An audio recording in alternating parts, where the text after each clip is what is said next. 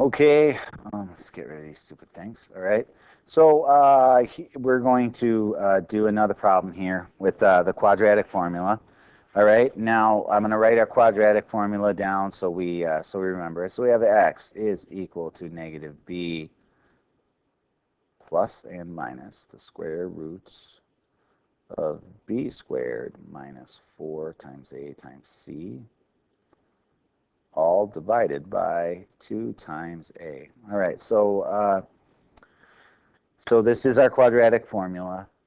It's derived from the completing the square formula, and we'll be talking about that at some point, right? But we're gonna look at one more example where we're not gonna get like a very friendly, nice answer, and I have a feeling on this one we're gonna get a really ugly answer. But that's why we're showing you it. So the first thing we should do is we should make sure that our equation is in our standard form.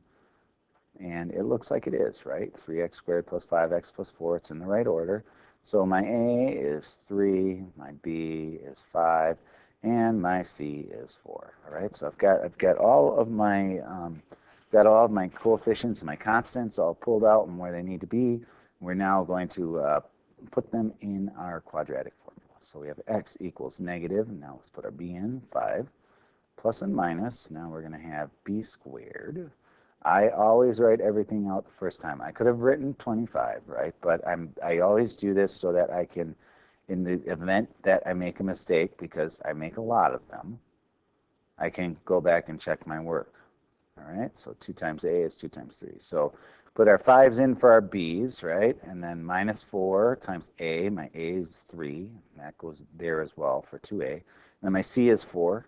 All right, so it's all coming from just this equation and this formula, right, and using this. So let's start simplifying. So we get x is equal to negative 5 plus and minus the square root of, well, let's figure this out. So 5 squared is 25.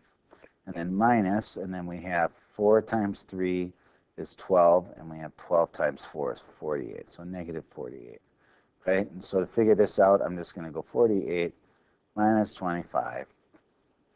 And that's going to give me 23, but because the 48 was bigger, we're going to call that negative 23, right? So we have this right here, and then all over 6. All right, and so with this problem, pretty much there's not really a lot we can do. We're not going to really be able to factor any numbers out. And if you look at 23, the only factors of 23 are 1 and 23. So I'm not going to be able to simplify this radical at all, really, other than being able to recognize that I can pull out this. I can pull out that square root of negative 1, which is I, right?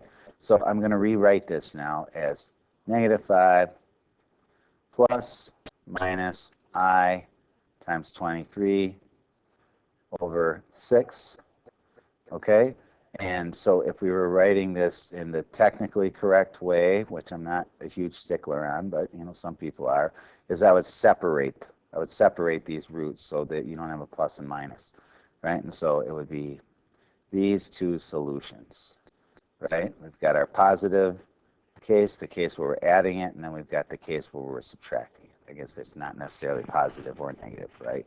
But so negative 5 plus I times the square root of 23 over 6, and this one is negative 5 minus I times the square root of 23, all divided by 6. And it really is, you know, that's how it works, right? Thankfully, I didn't have to do anything too nuts.